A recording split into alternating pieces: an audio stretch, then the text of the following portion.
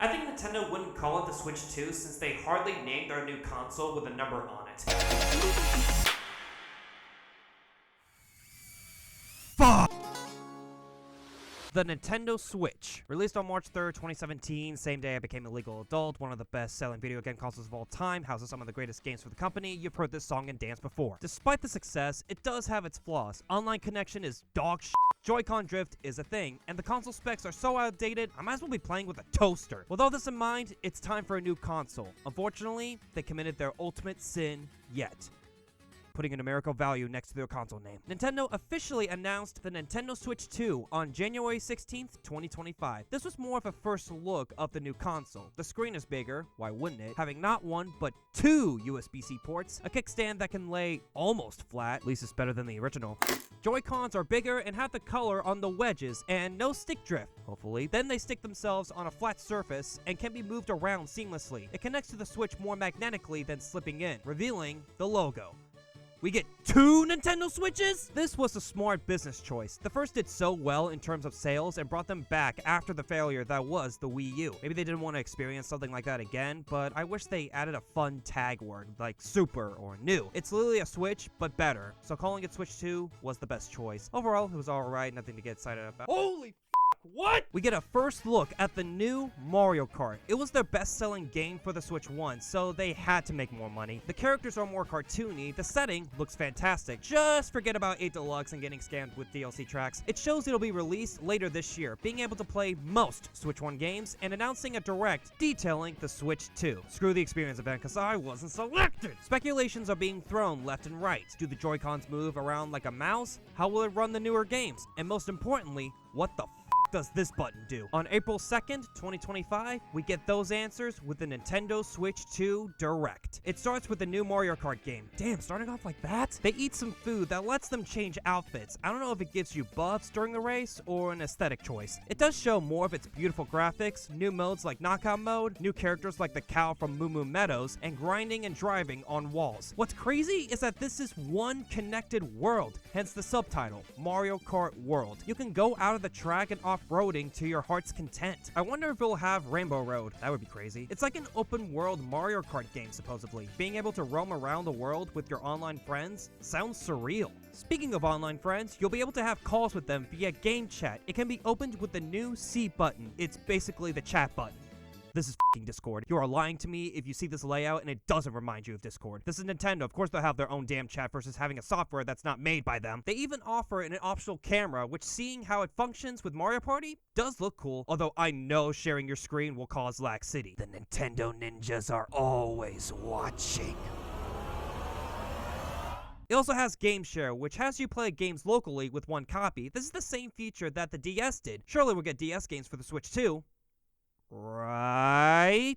Next up is the Nintendo Switch 2 itself. Bigger screen, same thickness. Screen is 1.7 inches bigger. Well, like a peanut. Has higher definition display. Gameplay up to 120 frames per second. Vivid LCD and HDR support. Joy-Con 2 controllers are magnetic and have an extra button to remove them. Bigger SL, SR buttons. Larger control sticks. Better not be any drift. Mouse controls for the Joy-Cons, which we figured from the announcement trailer. Improved speakers with clearer 3D audio. Built-in mic for in-game chat. New stand with the crazy adjustable angle, 2 USB-C ports, 256 gigabytes of storage, faster load time, new dock offering 4K support. Holy shit, is that an Ethernet port? Built-in fan ventilation, transfer system data from Switch to Switch 2, and finally, compatible Nintendo Switch games. Which ones? They don't say which specifically, so you better hope and f***ing pray your favorite Switch game works. If you want to learn more about the system, there's the Nintendo Switch 2 Welcome Tour, letting you explore and learn about the functionalities. It offers minigames based on the mouse controls. It'll be available the same day as launch as a paid digital-only game. We have to pay for essentially a system manual. The game card is all red instead of black. However, it doesn't contain the full game and is a key to download it into your system. So you're buying the right to download the game. Also, it only takes micro SD express cards and not regular cards. It'll launch on June 5th, 2025 for $450 US with a Mario Kart World bundle for $500. us consumers, I guess. I don't mind the price, but it's insulting to know that if we buy the physical copy, we don't actually own the game. To make matters worse, they're selling Switch 2 games for $80, $90 for the physical version, making the digital version the cheaper option. There are even Switch 2 editions of games from OG Switch with extra content. I just got Jamboree not too long ago, and now there's a Switch 2 version? I shouldn't be surprised. Luckily, you can get an upgrade pack that acts like an add-on, but I don't know if it's worth paying for a $20 upgrade. I get the extra fee if it has new content, but for both Zelda games that is just enhanced graphics, it should have been a free upgrade. Sony and Microsoft did it for their systems. Why can't Nintendo do the same? I know they had prices like this in the past, but it's scary to witness now because the other companies may follow suit. I digress. Here are some games that'll be coming to the Switch 2. Dragon Drive is a unique take on handicap basketball that specializes in you using the mouse function. Looks pretty cool. Ports including Elden Ring, Hades 2, Street Fighter 6, and Hitman. They announced a new Hyrule Warriors game with Age of Imprisonment, taking place before Tears of the Kingdom. Then they show Nintendo Switch Online Plus expansion pack and that the Switch 2 will have a new exclusive membership benefit. It's GameCube, isn't it?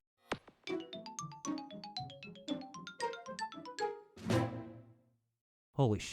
Nintendo GameCube is coming to Nintendo Switch Online exclusively on Switch 2. The games announced at launch are The Wind Waker, Soul Calibur 2, and F-Zero GX. Future games being added are Fire Emblem, Path of Radiance, Super Mario Strikers, Chibi Robo, Luigi's Mansion, and more. Looks like it'll be another pack added to the expansion and not having to pay more money for the subscription as far as I can tell. Even more games announced like Deltarune, Borderlands 4, Silksong, a new From Software game in The Dusk Bloods, and many more. That's cool. Where are my Nintendo games?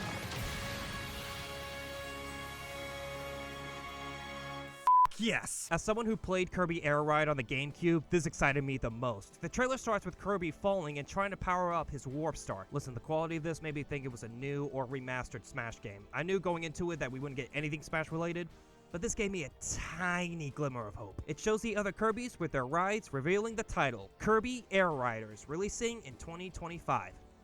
Sorry, Sakurai, Sonic had the name first. It ends with what seems to be Mario Odyssey 2. With how these worlds looked, I thought it could be, but instead we get the new and improved Donkey Kong showing his presence, getting his own adventure for the Switch 2. It looks like Odyssey, but with DK, and I'm all for it. Seeing that you can dig, crush, and destroy pretty much everything. Donkey Kong Bonanza will launch on July 17th, 2025. That was the Nintendo Switch 2 Direct, and my predictions were wrong. No new subname, no dual screen, every game is downloaded regardless of which version, and no DS/3DS ports. All I got right were GameCube Online, but I brushed it off since they were remastering/porting GameCube and Wii games, and that it'll be a more powerful Switch. Overall, it was pretty solid. It showed a lot of games coming to the Switch 2 that would not be possible on the OG, GameCube being a part of the expansion pack, and a good number of exclusives showcased, Mario Kart World, Kirby Air Riders, and Donkey Kong Bonanza, to name a few. However, I hate the fact that Nintendo is being so greedy with releasing their exclusives for $80, even $90. The console being $450 is not